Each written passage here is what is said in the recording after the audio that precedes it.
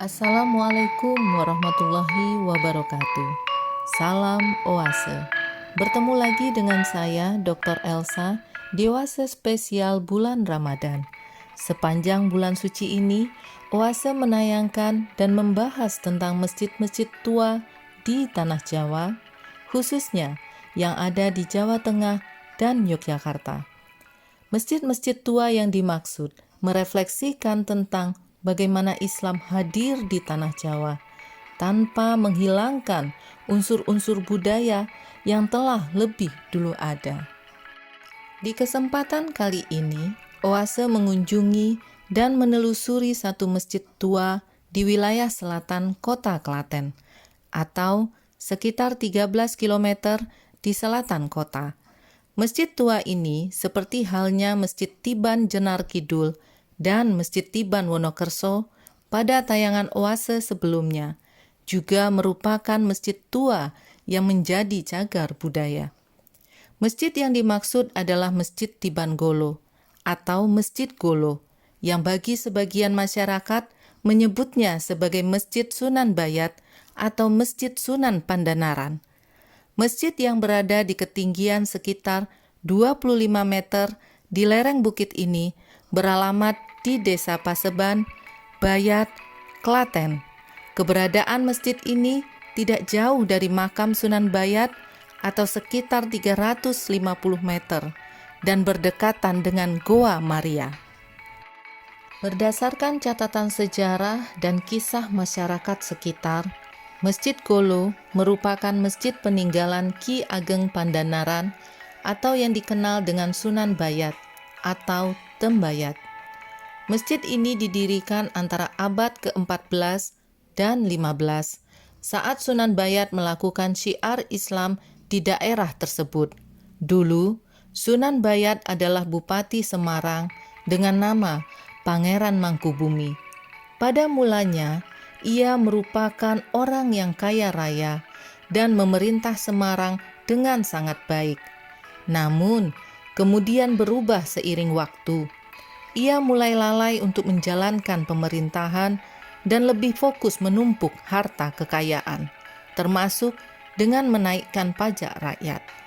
Mengetahui hal tersebut, Sultan Demak Bintara mengutus Kanjeng Sunan Kalijaga untuk menyadarkannya. Pertemuan Sunan Bayat sebagai Bupati Semarang dengan Kanjeng Sunan Kalijaga bermula dari penyamaran Kanjeng Sunan Kalijaga sebagai pemotong rumput yang hendak menjual rumputnya. Rumput tersebut dijual kepada sang bupati yang kemudian dibayar sangat murah, meskipun rumput tersebut berkualitas sangat baik. Dan di dalam ikatannya ada kepingan emas. Pertemuan berikutnya, si pemotong rumput yang merupakan Kanjeng Sunan Kalijaga tidak mau rumputnya dibayar, tetapi diganti dengan cara membunyikan beduk kabupaten. Sang bupati marah karena merasa diremehkan, tetapi Kanjeng Sunan Kalijaga mengatakan bahwa dia tidak butuh uang, karena dengan seizin Allah Subhanahu wa Ta'ala, sekali cangkul ia dapat mengubah tanah menjadi bongkahan emas. Sang bupati pun meminta Kanjeng Sunan Kalijaga untuk membuktikannya. Dan setelah melihat kenyataan yang terjadi, sang bupati memutuskan untuk menjadi murid Kanjeng Sunan Kalijaga. Hal tersebut dikabulkan dengan syarat sang bupati harus menemui Kanjeng Sunan Kalijaga di Bukit Jabal Kat tanpa membawa harta benda. Namun, menurut Babat Demak, disebutkan bahwa sang bupati diterima sebagai murid Kanjeng Sunan Kalijaga dengan syarat mau melakukan ibadah seumur hidup dan menyebarkan Islam yang kemudian diminta berdakwah di sekitar Jabal Kat. Banyak hal yang diwariskan oleh Sunan Bayat. Selain mengajarkan Islam, beliau juga mengajarkan masyarakat sekitar di bidang pertanian dan seni, khususnya membuat gerabah serta membatik. Salah satu ciri khas gerabah Bayat adalah proses produksi seluruhnya dilakukan oleh perempuan, karena proses pembuatan menggunakan alat putar miring yang tidak bisa dengan tenaga besar tetapi dengan perasaan. Sunan Bayat juga mewariskan wejangan tentang musyawarah dan gotong royong. Salah satu peninggalan fisik Sunan Bayat adalah Masjid Golo.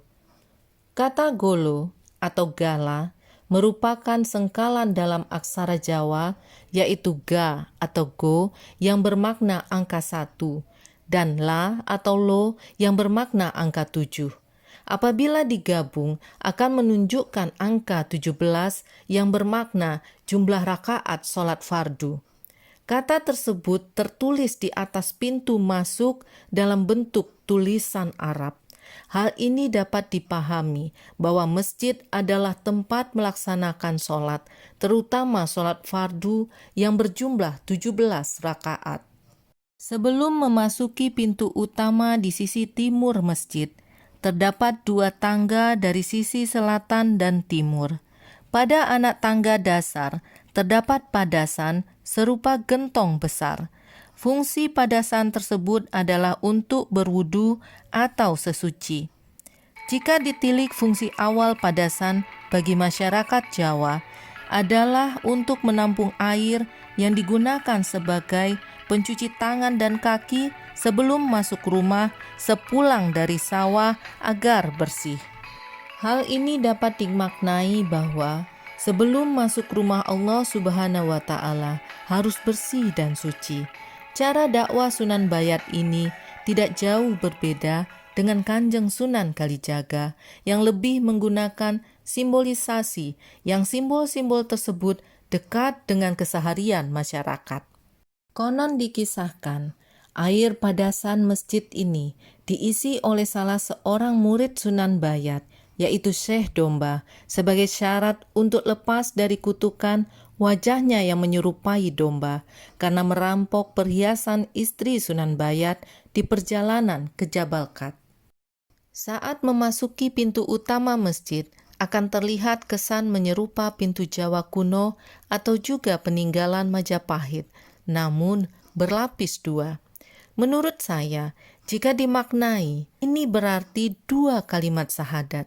Di sini dapat dipahami bahwa Sunan Bayat tetap menggunakan bentuk-bentuk tradisi asli masyarakat pada bangunan masjid, namun dengan pemaknaan yang lebih Islam. Bahwa sebelum melaksanakan atau mendirikan sholat, mesti didahului dengan syahadat sebagai rukun Islam pertama. Hal ini menegaskan bahwa dakwah Islam yang dilakukan oleh Sunan Bayat dengan cara yang sangat berterima melalui simbol yang dekat dengan masyarakat saat itu. Di dalam ruangan masjid yang berbentuk bujur sangkar dengan ukuran 12 meter kali 12 meter ini, terdapat 4 soko guru utama dan 3 soko kecil yang terbuat dari balok jati dengan umpak menyerupai yoni, seperti halnya Masjid Tiban Jenar Kidul.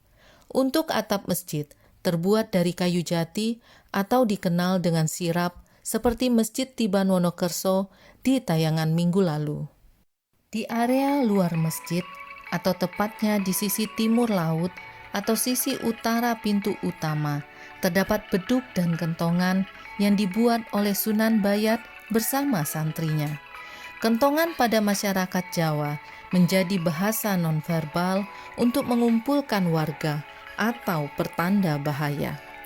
Pemaknaan kentongan dan beduk yang ada di masjid didasarkan pada suaranya.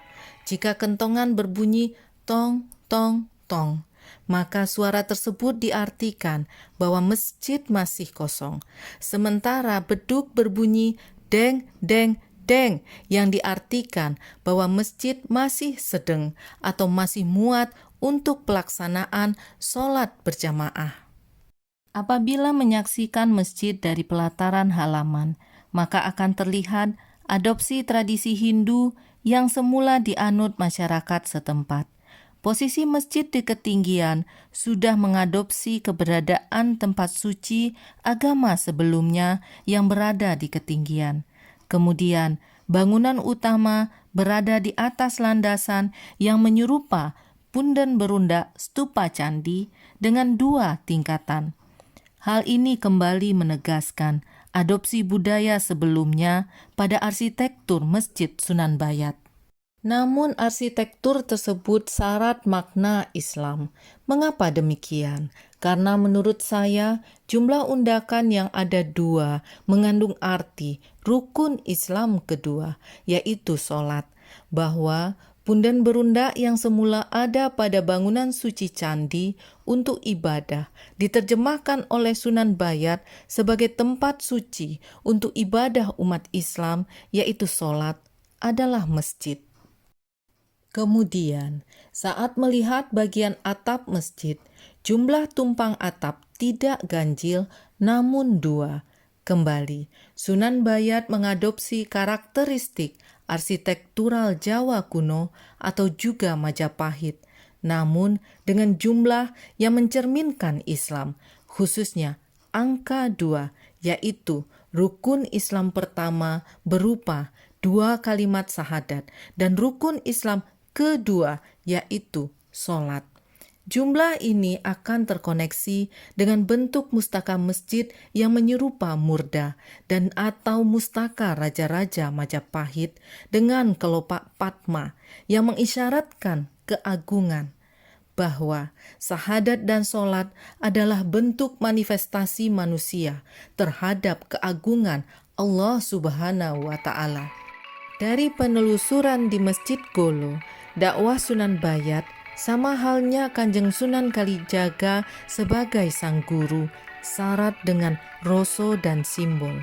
Beliau sangat paham bahwa masyarakat Jawa sangat kuat dengan roso dan simbol, sehingga dengan mengapresiasi dan mengadopsi simbol-simbol yang pernah ada pada masyarakat Jawa dapat menyentuh roso, sehingga Islam dapat berterima dengan mudah. Demikian penelusuran oase di Masjid Tiban Golo yang memperlihatkan penerimaan Islam oleh masyarakat Bayat melalui simbol dan roso. Nantikan tayangan oase berikutnya selama Ramadan. Terima kasih. Salam oase. Assalamualaikum warahmatullahi wabarakatuh.